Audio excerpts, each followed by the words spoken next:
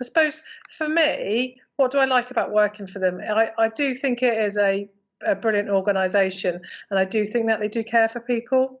And what I like about them is that they are continually trying to improve, and they do want to be a better service. They want to be a more efficient service, and I do think they want to take their people with them. And I think that's really important. And some of the things with regards to women, I do think they take women's issues seriously, and I think they want to make it better for women in the job. They want to increase the number of women, but I think they want to increase it in the right way, which I think is a real supportive way. As a non-operational member of staff and working in primarily a female-led department in HR, but certainly, you know, from my perspective, the service are extremely supportive, extremely family friendly and flexible. You know, for me, having the opportunity through this to work from home, and particularly at the moment with the homeschooling situation and all of those challenges that we faced, I think the organisation is always striving to improve, and I think that they've demonstrated a real commitment to their people, particularly over the last 12 months during the pandemic.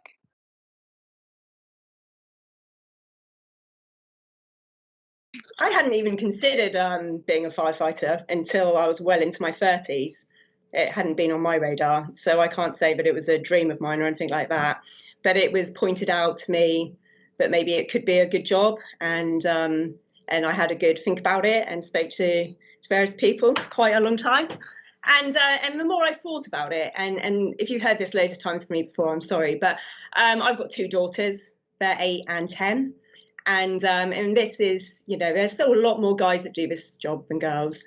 And I just thought it'd be quite good, because I'm not particularly big or strong, or, you know, I didn't do that well at school or anything like that. And I think I'm pretty normal, really. So if I can just do something that's a bit different, I think the message I can give my daughters is that they can as well.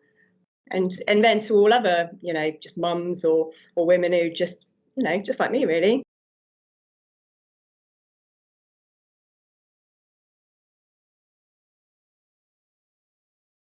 Going back to what kind of influenced me in the first place to want to join is we're our biggest asset is, and that's go out and be those ambassadors. And when we are speaking to people, even just in our personal lives, so almost not preaching, oh, this is what I do, come join, but just being a bit more proud of what we do, and not kind of waiting to be asked, but kind of just putting the message out there.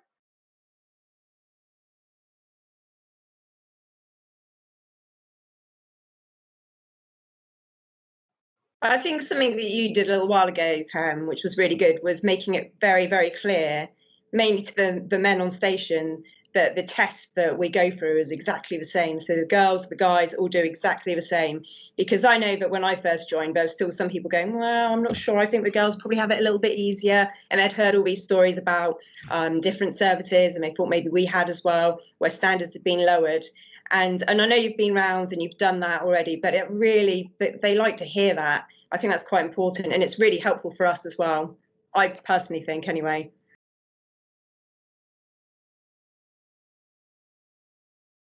I'd like to say I think we have a really good maternity policy now, and I do think that's taken a lot of work from everyone. But yeah, if we could see better maternity pay, I think that would make a massive difference. Yeah.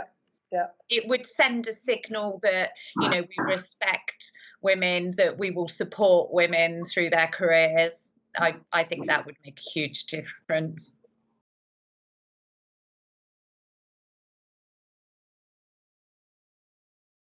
%. I am part of both the Women Meeting Network and the BAM, and to me it has been incredible. The Women Network has allowed me to meet Anne, and from there a lot has happened, and so much help and support, to feel like we're a little group that help each other, support each other, and make it better for us. I think it's been incredible, and same with the BAM. So through struggle that I've been through, being part of the BAM has been just incredible, to be honest. And I really hope that it's going to carry on for a future, so we can all work together again as one team.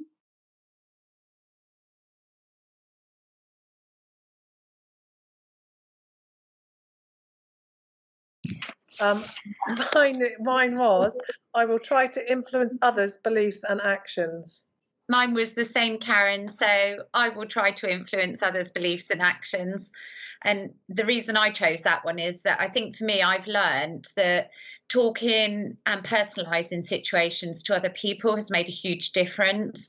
So I think by talking about my personal situation or asking someone how they would feel if it was their partner, their mother, their daughter having to deal with gender issues and barriers, how they would feel about them being in that situation. So I think definitely having that kind of influence on people. Yeah, the one that I had chosen was Forge Gender Equal World. I will challenge gender stereotypes and bias, which I think speaks for itself, really. I will try my best to challenge the stereotypes, and not just towards women, but maybe towards men, and just do the best I can to make things as equal as possible. I will call out gendered actions or assumptions. If people are making incorrect assumptions, for example, like we've talked about fitness standards being lowered as an easier opportunity for females to enter the organisation, that I will call people out and correct them, make sure that they know that that is not the case. I will maintain a gender equal mindset. Well, thank you for your time. Really appreciate it. I think that was a really good discussion. And have a lovely day. Bye for now. How do I stop that? Poor Tom's going to have to work it out. Yeah.